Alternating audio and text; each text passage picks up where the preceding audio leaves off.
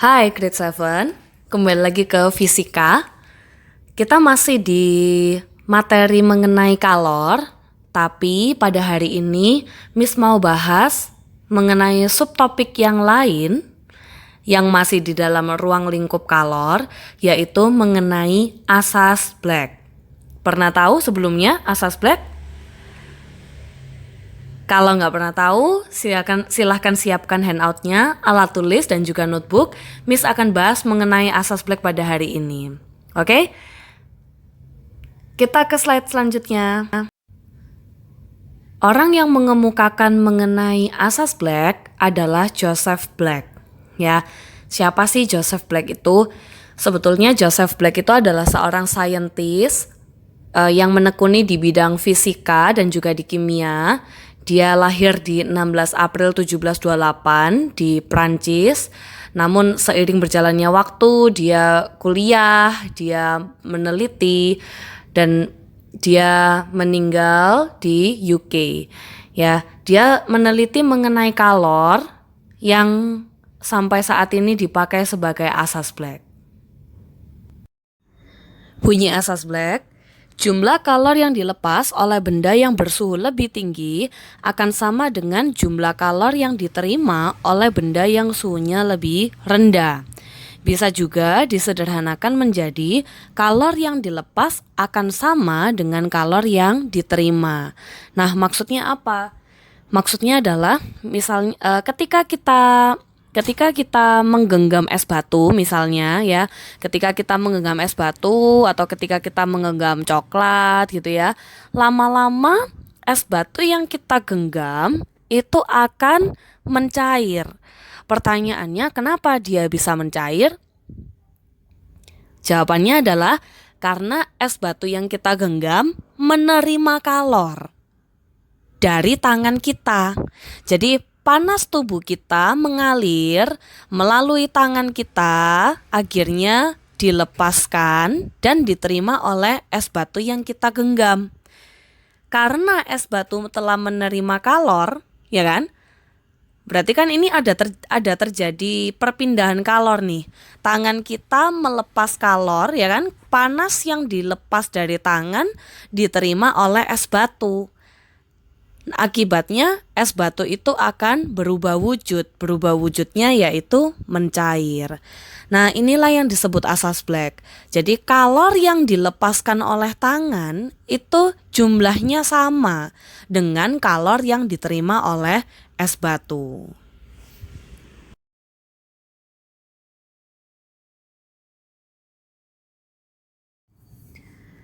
Nah, di sini Miss kasih notes kapan kita menggunakan asas Black dan kapan kita menggunakan cara kalor yang lain yang kita sudah pelajari, ya.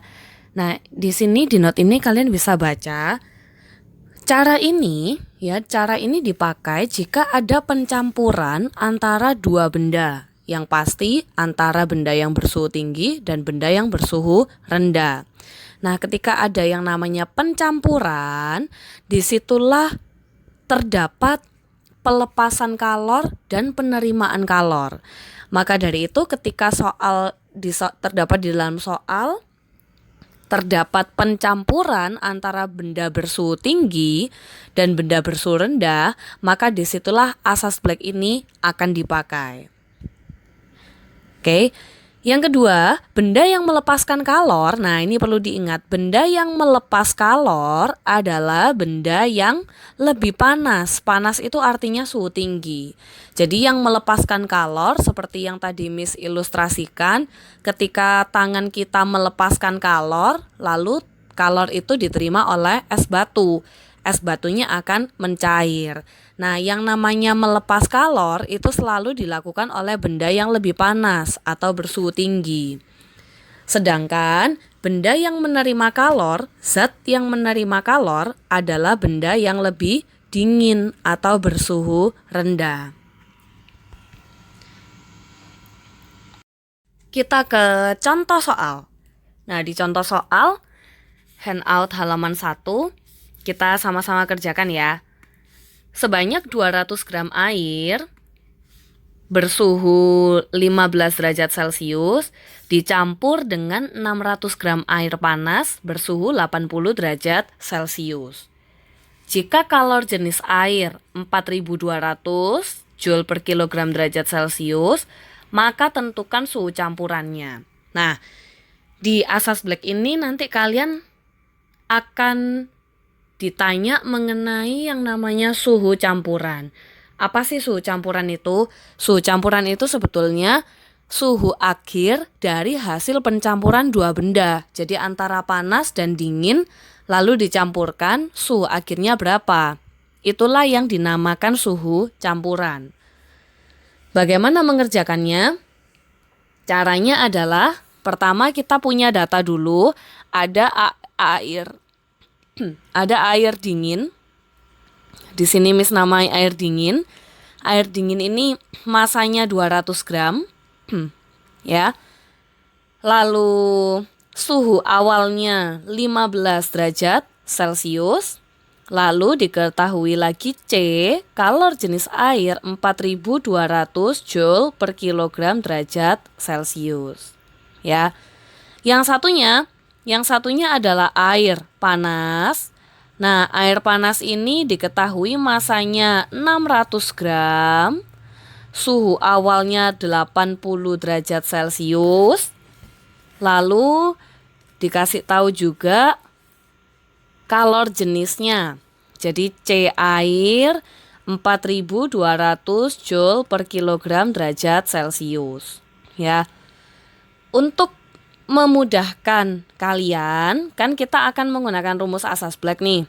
Pakai caranya kan Q lepas sama dengan Q terima. Mana yang melepas kalor? Nah, ini kita identifikasi dulu. Yang melepas kalor, Q lepas adalah benda yang suhunya lebih panas atau suhunya lebih tinggi. Maka air panas ini dia akan menjadi Q lepas dan air dingin akan menjadi Q terima. Ya, sampai sini jelas ya. Nah, untuk memudahkan kalian juga, kalian bisa menggambar grafik perubahan wujud air yang kita pelajari sebelumnya. Jadi, kalau di sini Miss punya air dingin yang suhunya 15 derajat Celcius, kita gambar. Jadi, misalnya di sini suhu 15 derajat Celcius, di sini letaknya air dingin. Ya. Lalu yang satunya air panas itu suhunya 80 derajat Celcius, lebih tinggi. Artinya grafiknya pasti gini. Ini 80 derajat Celcius. Nah, kenapa kok sudah langsung tahu kalau grafiknya akan seperti ini? Ya, akan miring. Kita taunya dari grafik perubahan wujud air yang sebelumnya. Jadi, di manakah letak suhu 15 dan suhu 80? Pasti di antara ini. Maka dari itu, kita bisa temukan suhu 15 derajat Celcius dan 80 derajat Celcius akan seperti ini gambarnya. Ya. Nah, lalu ketika 15 derajat ini dicampurkan dengan air bersuhu 80 derajat Celcius, di sini ada titik tengah yang Miss gambar garis putus-putus. Ini adalah TC. TC itu singkatan dari suhu campuran. Ya. Jadi suhu campuran adalah suhu yang terbentuk akibat kedua bendanya dicampur. Dari 15 derajat kalian campur sama 80 derajat, kira-kira suhunya berapa setelah dicampur? Mungkin yang mau nebak, oh ini 40, mungkin nggak 40? Mungkin, ya. Ini 60, mungkin nggak? Ya mungkin juga. Yang nggak mungkin adalah ini 100, nggak mungkin. Ya kan? Dia tidak mungkin jadi lebih panas, tidak mungkin jadi lebih dingin. Yang ada adalah hangat antara panas dan dinginnya ini. Nah, dari sini kita bisa kerjakan. Ini Miss tulis di halaman selanjutnya aja ya supaya lebih gampang. Jadi kalau kita mau mencari ini ya, kita mau mencari suhu campurannya, caranya adalah menggunakan Q lepas sama dengan Q terima.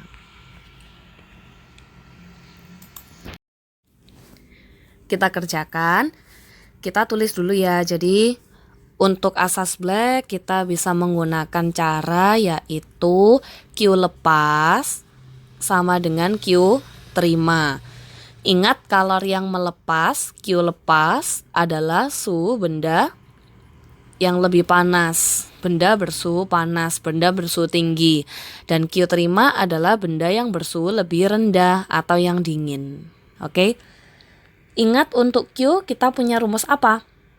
Kita menggunakan rumus M kali C kali delta T. M kali C kali delta T sama dengan M kali C kali delta T. Ya. Nah, sekarang kita masukkan M-nya berapa dari benda yang bersuhu panas. Kita lihat lagi slide yang sebelumnya. Benda suhu panas 600 gram ya. C-nya 4200 kita masukkan. Maka 600 gram kali 4200 ya kan? Ini tidak perlu dijadikan kilogram karena kita bisa coret nanti. Dikali delta T. Nah, apakah itu delta T? Delta T adalah perubahan suhu. Posisinya air yang panas itu awalnya dia di sini. Ya.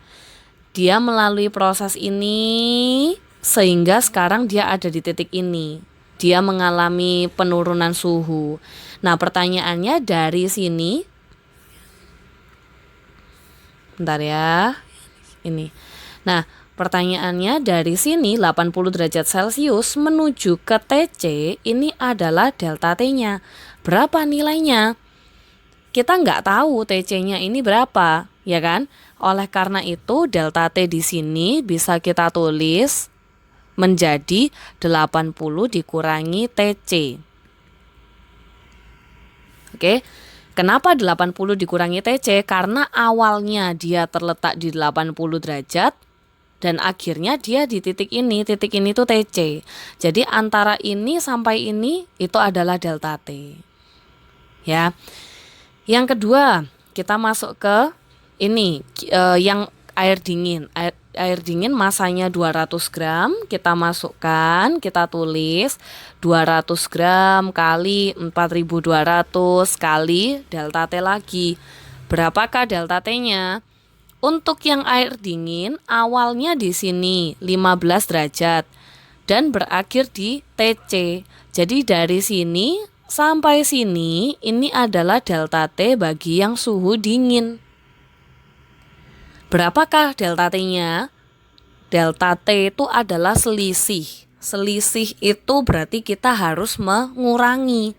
Jadi caranya adalah kita kurangkan TC dan 15. Ya.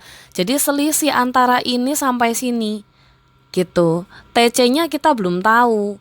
Jadi kita bisa tulis delta T di sini sama dengan TC dikurangi 15. Ya. Hati-hati untuk mengerjakan ini karena kalau kalian terbalik ya salah nanti jawabannya ya. Ingat aja untuk benda yang suhunya panas maka kalian bisa kurangkan suhu tersebut dikurangi TC. Lalu untuk benda yang suhunya dingin kalian bisa kurangkan TC dikurangi suhu itu. Karena kan terdapat selisih. Selisih itu adalah delta T. Ya. Nah, dari sini kita mulai kerjakan.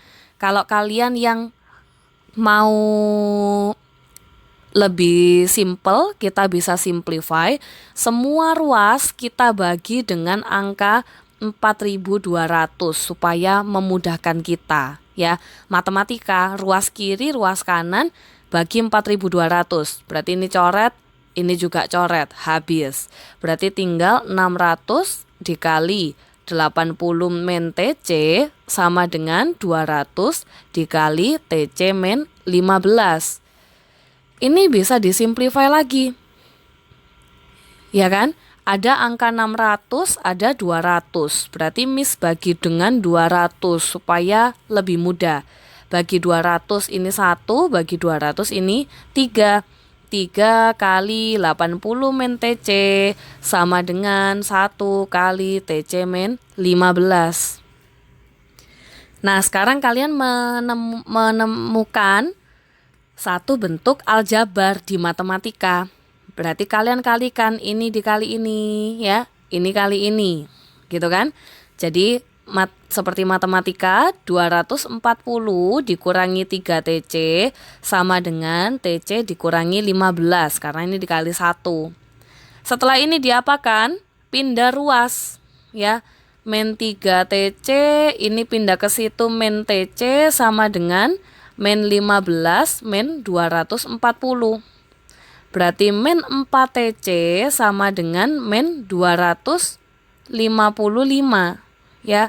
Lanjut di sini TC sama dengan, berarti kita bisa hitung TC-nya.